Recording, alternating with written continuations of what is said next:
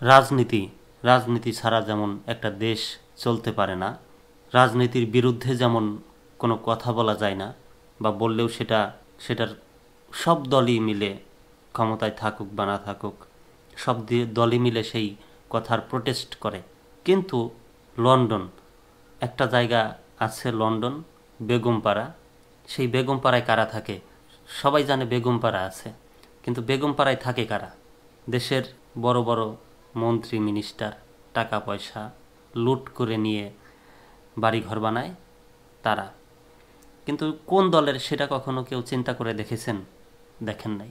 দেখেন, লন্ডন এমন একটা জায়গা, রাজনৈতিক আশ্রয় দেওয়া যায় বা দেওয়ার নিয়ম আছে, কিন্তু চুরি করে নিয়ে যায়, মানে বিপদে পড়ে বা ভুল রাজনীতির শিকার, মিথ্যা অপবাদের শিকার, তাদেরকে আশ্রয় দেওয়া যায়।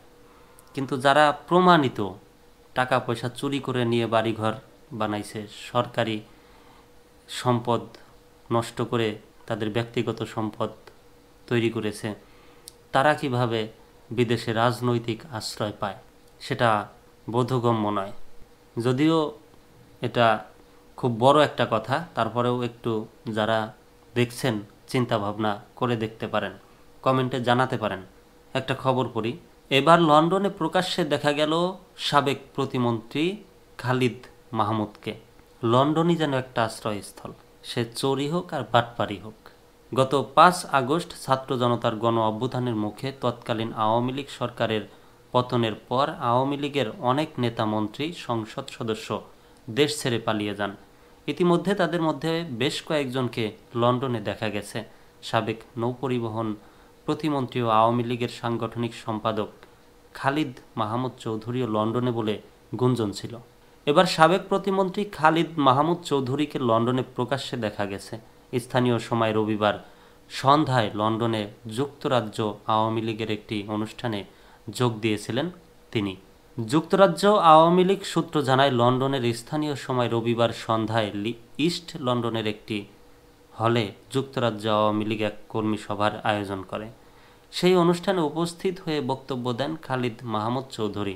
এরপর বাংলাদেশের অন্তর্বর্তী সরকারের পদত্যাগ ও আওয়ামী লীগের নেতাকর্মীদের নামে হওয়া মামলা প্রত্যাহারের দাবিতে যুক্তরাজ্য আওয়ামী লীগের আয়োজিত মাসব্যাপী কর্মসূচির অংশ হিসেবে ইস্ট লন্ডনের বিভিন্ন স্থানে লিফলেট বিতরণ করেন তিনি। জানা যায়, লন্ডনের সাবেক 4 এমপি মন্ত্রীর উপস্থিতিতে কেন্দ্রীয় কর্মসূচিকে স্বাগত জানিয়ে কর্মী সভা ও লিফলেট বিতরণ হয়েছে।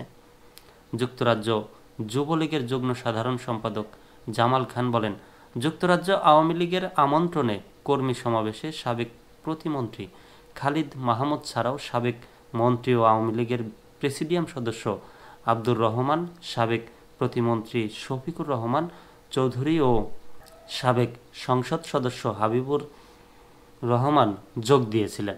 খালিদ মাহমুদ চৌধুরী দিনাজপুর আসনের সাবেক সংসদ সদস্য। এই আসনে টানা 4 বার সংসদ সদস্য ছিলেন তিনি। এর আগে লন্ডনে সাবেক মন্ত্রী ও আওয়ামী লীগের প্রেসিডিয়াম সদস্য আব্দুর রহমান, সাবেক প্রতিমন্ত্রী শফিকুর রহমান চৌধুরী, সাবেক সংসদ সদস্য হাবিবুর রহমান ও সাবেক সচিব কবির বিন আনোয়ারকে শেখ হাসিনার ভার্চুয়াল সমাবেশে দেখা গিয়েছিল।